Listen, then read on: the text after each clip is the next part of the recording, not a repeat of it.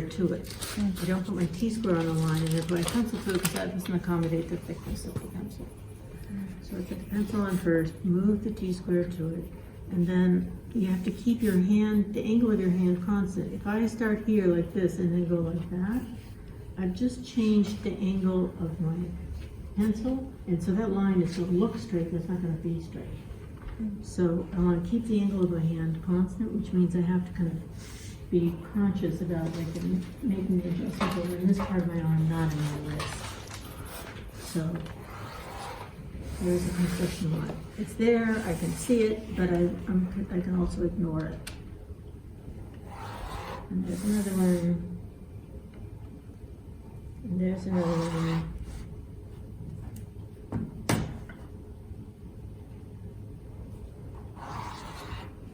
And then you always use your triangle for vertical lines. You never use your ruler for vertical lines.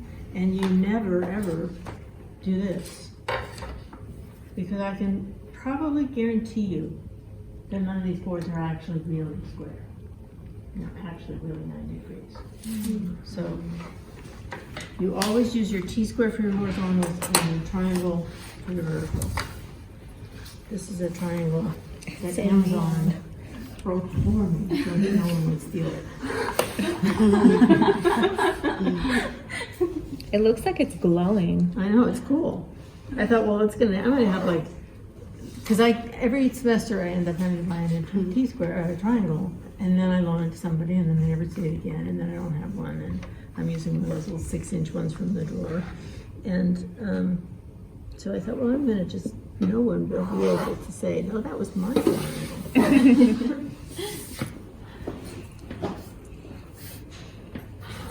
First I was really annoyed that it was broken when it came, and then I thought, well, that makes it even more likely not to stay in. So there are these little light lines, and I'm going to do the same thing.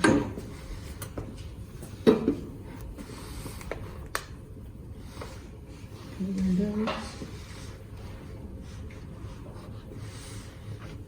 And these windows over here.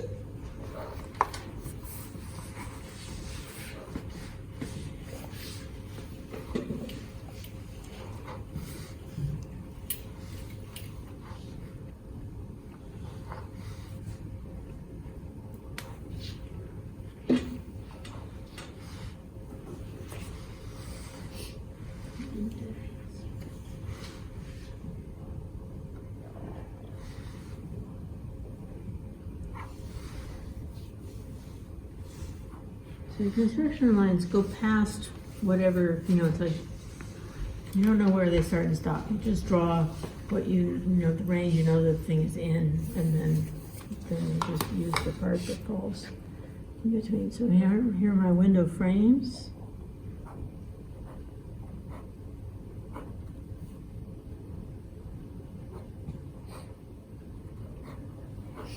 And here's my glass.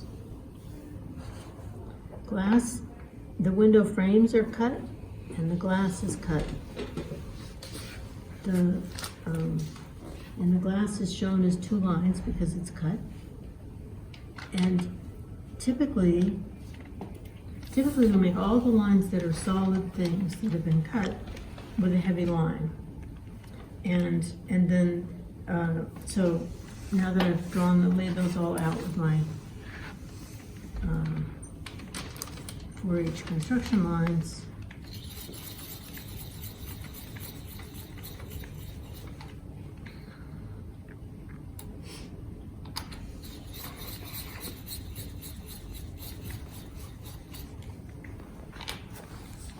and down there my broad. Perfect. Almost. So now I'm going to take the lines that I want and I'm going to darken them up. So that was a 4H lead. It says 4H. And this one is a 2H, I believe. And you should all know that the leads actually say on them, it's hard to read, but this is a 2H. Has a big thing on there that says what they are. The ones that, when you buy them, the ones that come in these are usually like HB, which is a nice lead, but it's a very soft lead. You don't want it for this purpose. So you need to get the other kind of lead. So now I'm gonna draw the lines that are the existing walls. And I'm gonna darken it up a little bit. And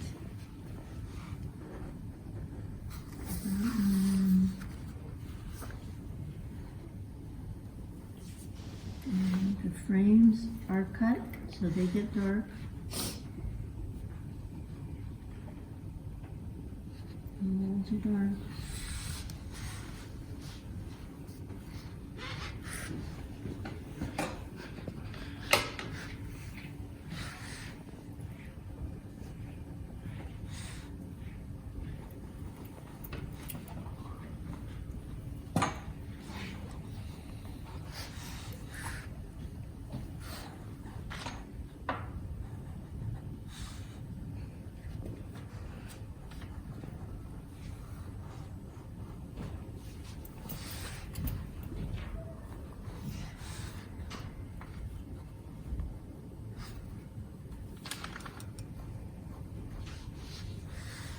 And the door.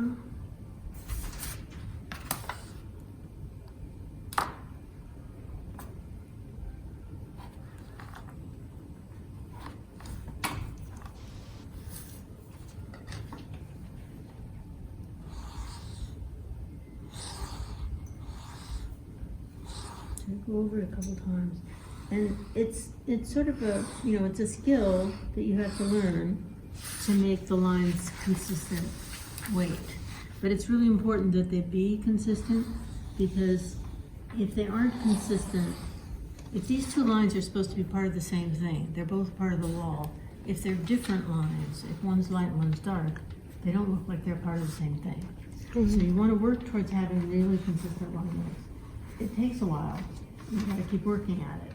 But it's important to try and get it to work, because then things start to look like this starts to look like it's a big solid wall, which sort of visually helps me think about this space. Whereas if I don't really see these two as one thing, then they start to look like the beginnings of a plaid or something. They don't look like space, and they look like a graphic pattern or something instead, and that's not what you want. So now I'm going to do the verticals. It's very easy when you're doing this to then tear the paper. Doesn't mean you have to start over, it just means you have to learn how to do it. I always put a little piece of tape on it afterwards.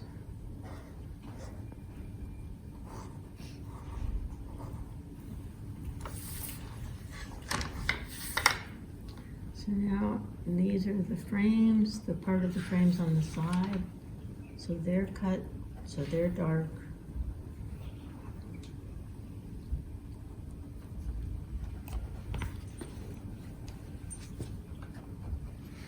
And I did that. And a good thing to do, I didn't do it, but a good thing to do is to have a piece of just white paper, and so you can sometimes slip it in between to make sure you've caught everything. Sometimes you think you've drawn everything and you go to take it off and you miss the line. So okay, so those are the walls that are solid. Those are the frames where it's been cut, and so those are all dark. The frame, the windowsill is here.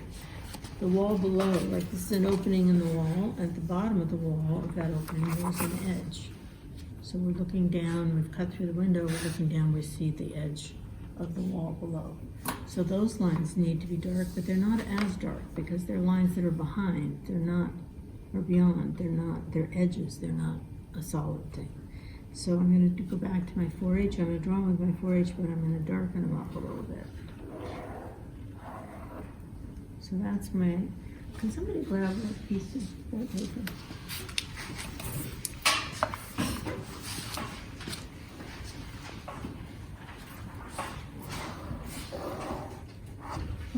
Thanks.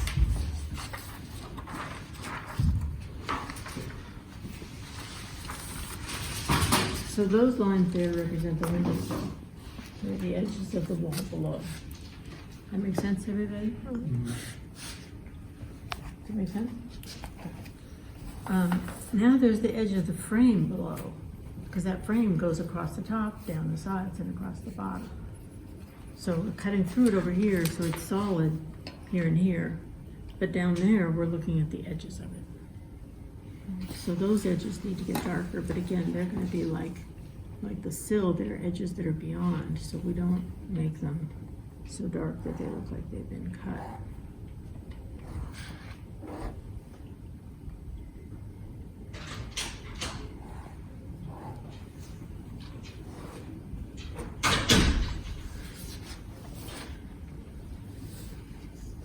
And then there's the glass. So the glass is cut, so technically the glass should be this same line. But if I put two lines like that really close together, it'll just be a big mess. Because graphically, the closer the lines get together, the more they start to become one thing. You know, your brain processing them, so it stops seeming as separate things. And they glom together and they look like a dark line. So you just sort of take advantage of the fact that two light lines really close together will look darker. And you don't make them super dark or super thick. You just make them darker, but they're close together. So they look darker, even though they really aren't darker. Okay. So those two lines are the glass, those two lines are the frame below, and those two lines are the wall below. Okay, and I would do the same thing over here. I never drew the rest of these walls. So there's the door. So we had an idea here somewhere.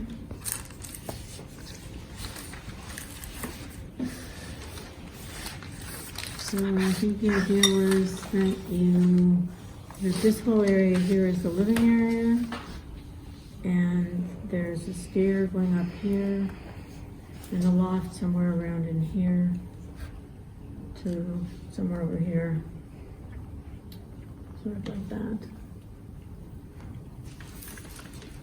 So I think I'm going to start with the stair, because I have to have 3 feet in front of the stair, just because that thing, if you have to be able to walk down the stair and get off without hitting the wall. So if the stair is 3 feet wide, you have to have 3 feet there. If it's 4 feet wide, you have to have 4 feet there. So I'm gonna say my stair, I want it to be here. I don't really know what happens over here yet, but I know that I can't go any closer than 3 feet there, so I'm gonna start with that. So I'm gonna measure, I'm gonna say there's 3 feet, and I'm gonna be using it for 8. There's 3 feet.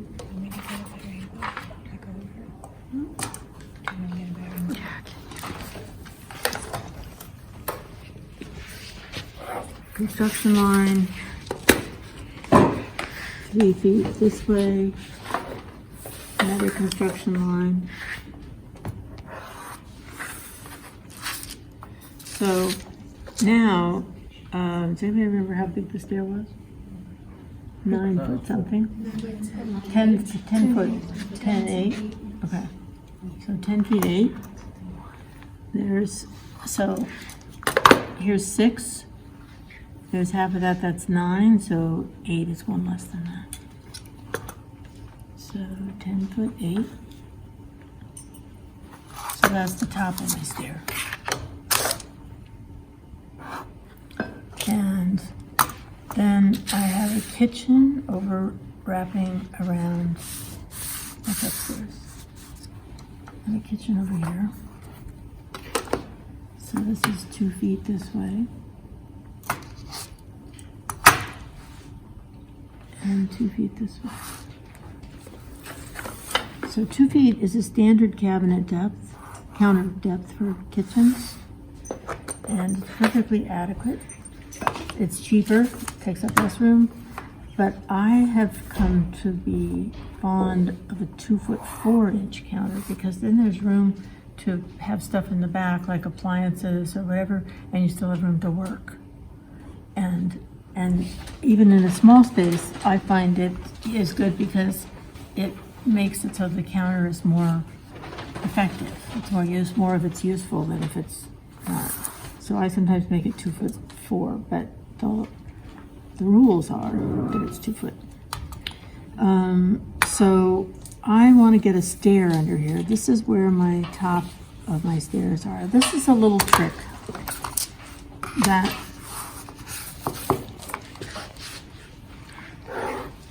how did I figure out 10 foot 8? More normal stair is 7.5 by 10. I don't remember when I figured out 9 foot 8 what I was basically on. The real stair should be 7.5 feet over, 7.5 inches over, and 10 inches this way. So we're going up 9 feet. So 9 feet times 12 inches equals. Who remembers their 12 table? 12 times 12. 108. Okay, so it's 108. So it's 108 inches to the floor of the second floor.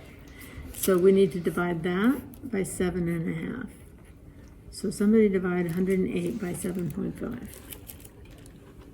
7.5. Why are you dividing it by 7.5? Because that's how many Oh, so you know how many steps? steps. Oh, okay. 14.4. 14.4. Okay, so we're going to just call it 14. So those are called risers. The part of the step that goes up like this is the riser. The part that your foot goes on is the tread. So the riser is 7.5 inches. So the riser is 7.5, and the tread, oops, T-R-E-A-D, is 10. So we have 14 risers. And when this is where it gets really crazy, so you can just take this as an act of faith. If you have a bunch of stairs,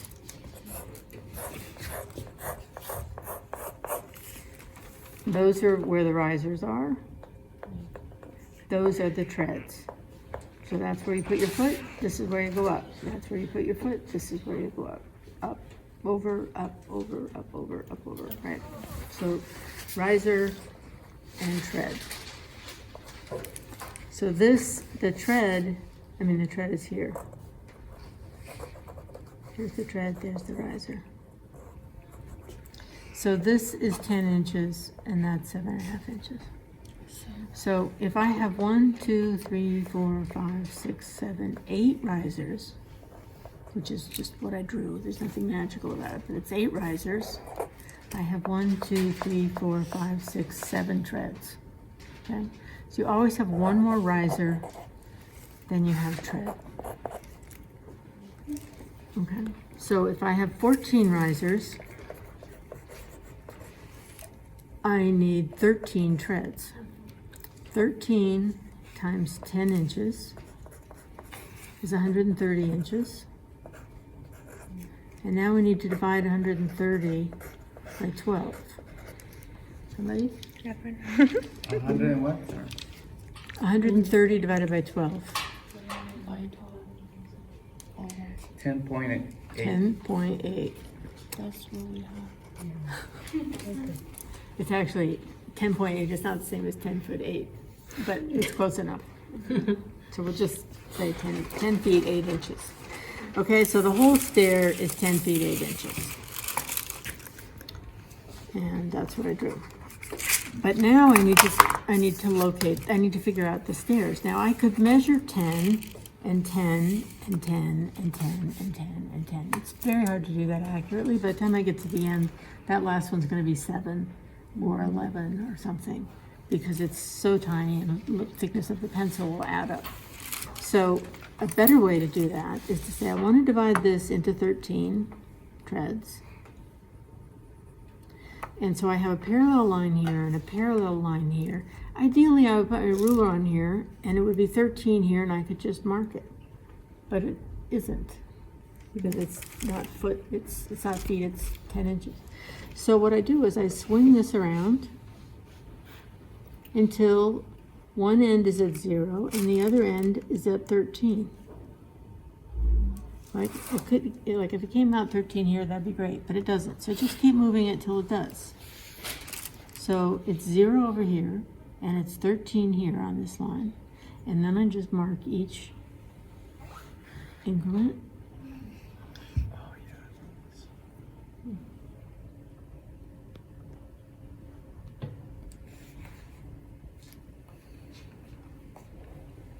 yeah. Oops.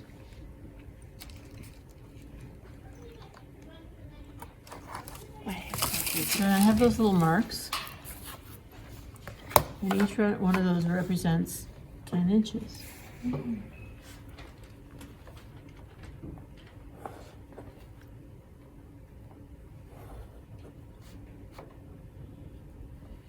when I'm drawing, I'm always using, you always use your non-dominant hand to drive the T-square. So if you're right-handed, your T-square's on the left. And I'm always using my hand to sort of push to make sure that this is tight against the board, because if it's not tight, all bets are off. And it's tight, and then I also, so I'm always doing that, and then I'm also doing the same with my fingers for the triangle, so that I know that I'm getting parallel and perpendicular lines. So if you, instead of watching my pencil, if you watch my fingers on my left hand, you can see that I'm moving the triangle with my left hand.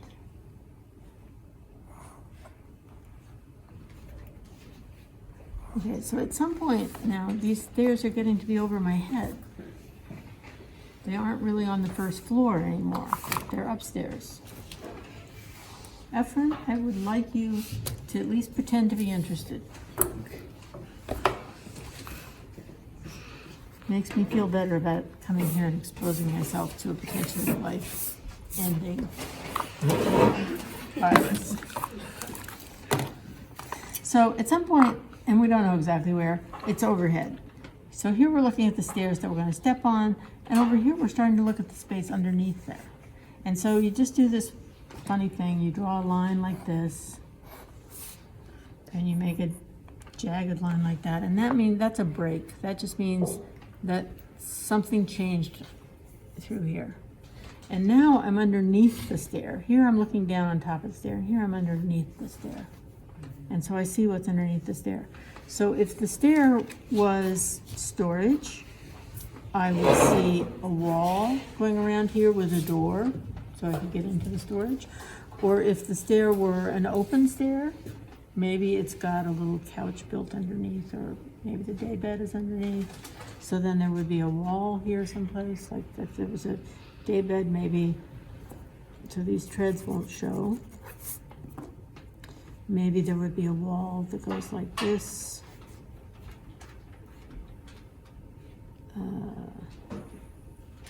Let's see the walls like that. So then that wall would go back like that, and then this would be a little area with a lowered ceiling, and I could put the daybed there, and I would put a dash line here, because the stair is there, that ceiling is sloping. So that dash line represents a change in ceiling height. Anyway, so now you're under the stair. Here you're on top of the stair. Here you're under the stair, and you're going to see what's in there. But we wanted to put a bathroom in there. And so I have always told people that bathroom has to be 3 feet wide. But when I was in Washington, D.C., I think I told you I was going around measuring people's bathrooms. And there were lots that were 2'6". And they weren't great, but they were there, and they were legal, I guess. I don't know, maybe they weren't, but anyhow, so let's sort of say maybe you can have it be 2'6". So this wall has to have some thickness. We usually draw it at 6 inches. It's not usually actually 6 inches, but it's like 5 1/8 or 5 5/8 or something like that. And so we just draw it at 6. So there's the beginnings of that wall that is our bathroom. And we need to have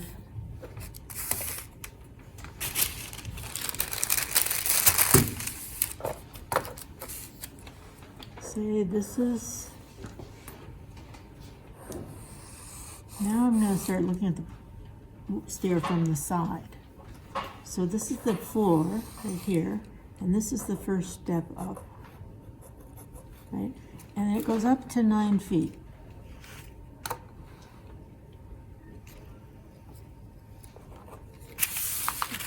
let's get this out of here too. So here's the floor.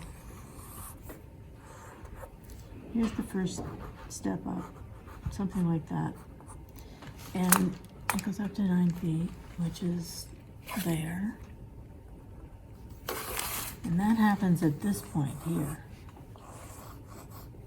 So there's the floor upstairs.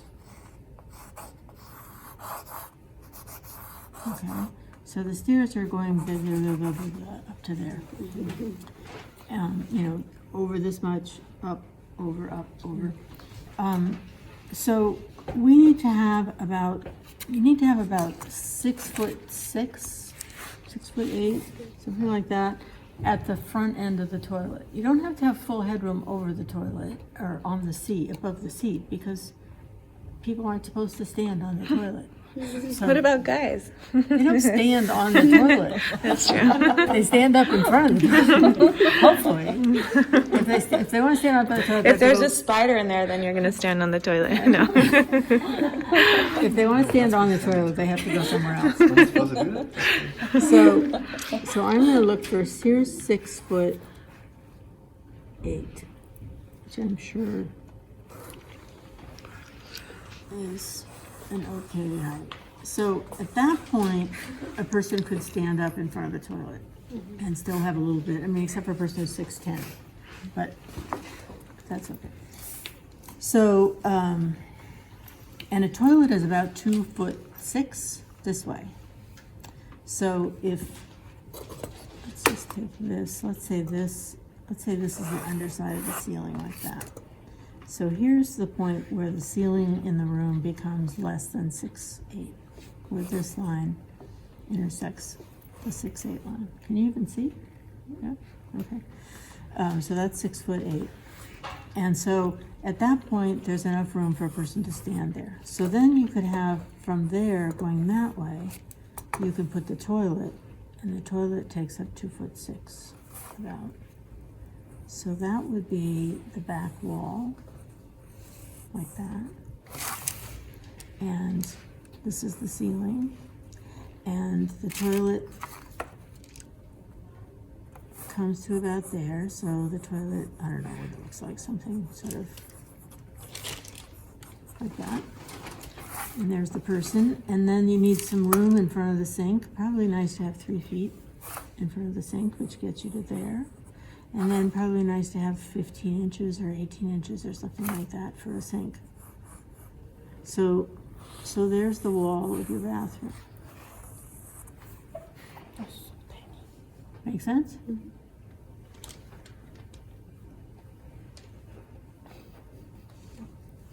I make you sign it. Okay, so we figured out where you had, here's the sloping ceiling, which is basically some thickness for the stair from here to here.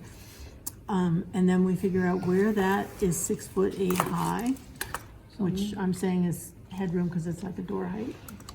So 6'8" gets us to here. So I draw that line, and where it intersects that line, that can be where the front of the toilet is. Because anybody who's standing on top of the toilet, we can ignore. We will ignore. So the toilet itself is about 2.5 feet, front to back. So we go from that line there, 2.5 feet back, and that's the wall where the toilet sits. So then there's some kind of toilet here, whatever cool or not cool toilet. Then you need to have some room between the toilet and the sink, plus you have to have a door coming in from the side. So 3 feet's probably good for that. So there's 3 feet, so your sink could start there. So that if you wanted, say you have a small sink and you have like a 18-inch counter, 18 inches is sort of like that. So maybe the sink is a foot and maybe the counter is like that. One of the places I measured in DC had a sink that was 9 inches. It was an IKEA sink. It was 9 inches. And it was fine for washing your hands. I don't know about it in a coronavirus thing, but it wasn't for washing your hands for 30 seconds or whatever it is. But it worked. But anyhow, so that gives you that wall. And then this wall needs some thickness, about 6 inches.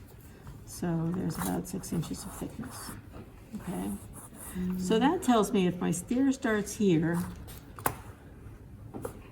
and the bathroom ends there, that's right about 13 feet.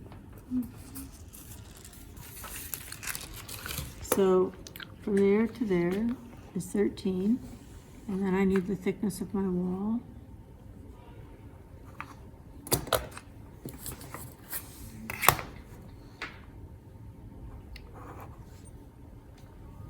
So there's my bathroom.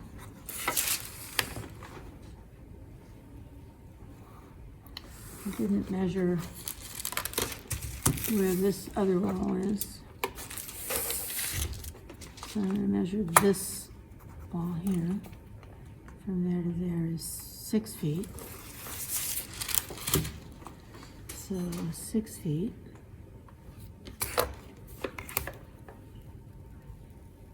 So there's the bathroom.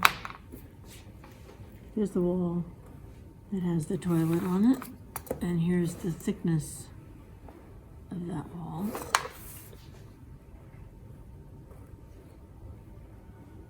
And so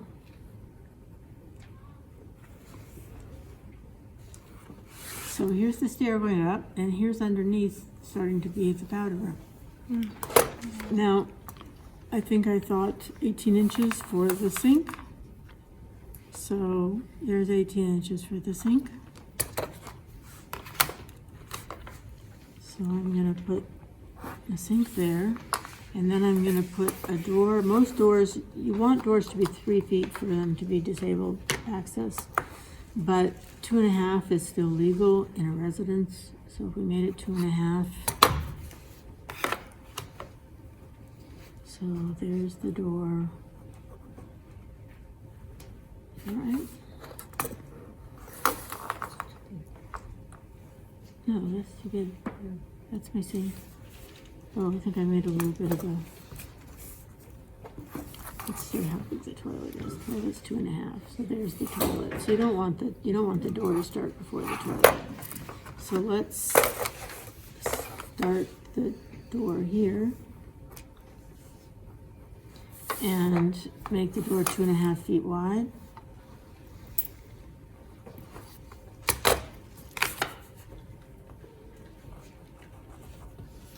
And there's the wall, so I'm going to darken it up because now I know where it is.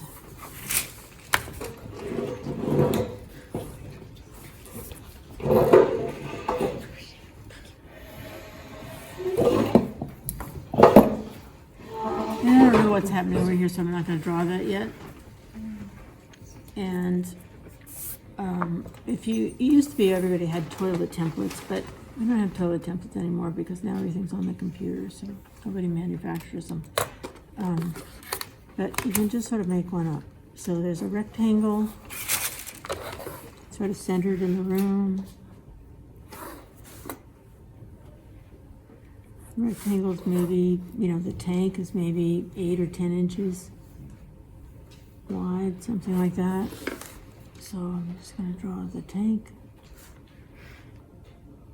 And then if I had my tools box over here, I would draw an ellipse for the toilet, for the bowl.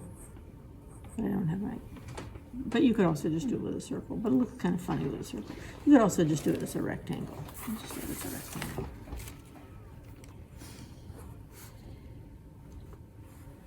That's weird. I made it too skinny.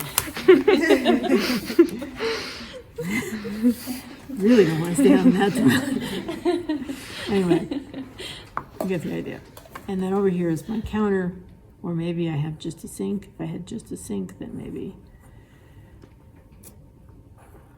And as I got farther along, I'd go back and I'd decide, what sink it was, and maybe it's pushed over here a little bit. And this one where it was so tiny, the faucet was over on the side here. So say there was more room here.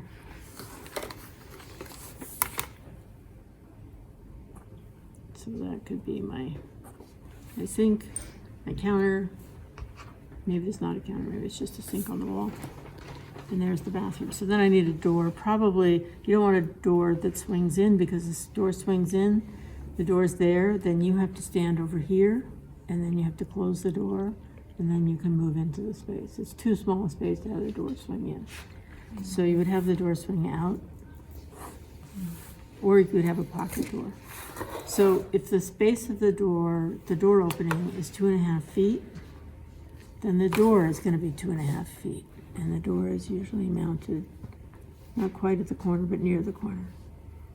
So the door is going to be like that. And it's important to draw the door so that we can see what it does to the room. So I've drawn it as if the door is hinged from there. This is your erasing shield, perfect for something like this. I want to get rid of that line there. And I don't want to mess the other lines up. Voila. So there's the bathroom. Then I put a little arrow over here.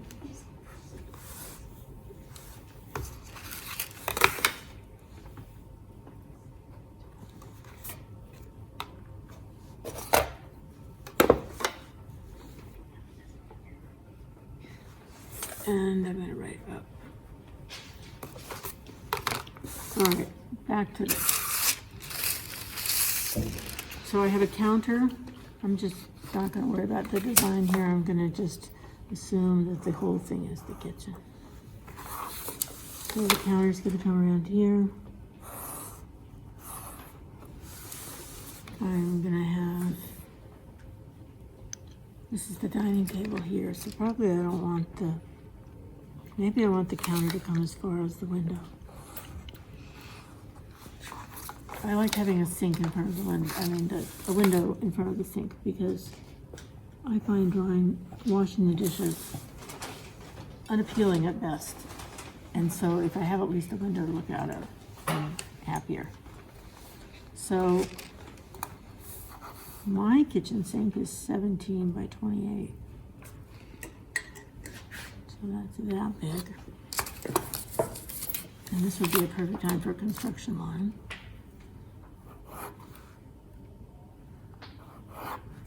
I don't want to have the sink here. I want to be able to put stuff on both sides of the sink. So I'm going to see where 28 is. 28 is 2 foot 4 inches. So that's there. So if I put it, sort of be nice to center it in the window, but that doesn't give me very much space. I don't know. It's an argument for centering the sink on the window. There's an argument for having a little bigger counter over here. I don't know at the moment which one I like, but I'm going to just say it's going to go there. So it's not centered. And then I switch to my real line. You have a dish drying rack. I have a little small dish drying rack. And I set it off center to the window. I had a client once who that would send her to the hospital because she was so obsessive. But I prefer to be a little off kilter.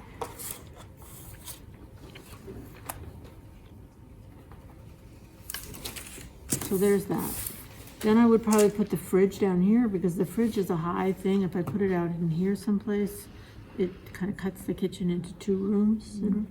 So I'm going to put the sink over here, the refrigerator over here. I'm going to make the refrigerator 30 inches. Lots of people have a 3-foot refrigerator. I think it's excessive. I'm sort of moralistic about refrigerators. And then usually you draw a light X like that, which just helps us visualize it as a tall thing. And then I would look over here someplace and put my stove, which is what I did. So I'm gonna say I have maybe I have 18 inches of counter. Maybe I have 2 feet of counter here. And then my stove. So I could take stuff out of the fridge, put it on the counter, or put my grocery bags on the counter and load stuff into the fridge. And then the stove is usually 30 or 36 inches. So I'm going to make it 30 again, just because I'm trying to keep everything on the small side. So that's where the stove would go. Typically you draw a stove by doing 4 circles like that, which I don't have the patience to do right now, they're my template, but that's so I know it's a stove. All right, let's get on to something else. I'm bored with this. I know that my living room is over here and it's pretty uncomplicated. And there's a cabinet here. I can worry about that later. There's closets here someplace. My dining table's here someplace. So I don't think very much more of this is I don't think very much more of this needs to be resolved right now. I think I can look upstairs, because when I start upstairs, I'm immediately going to realize something down here was wrong. So I don't want to finish the whole thing and have it that I love it. I'm going to get the stuff that this pretty much can't change. And so then that sets that up. And now I'm going to put another big paper down.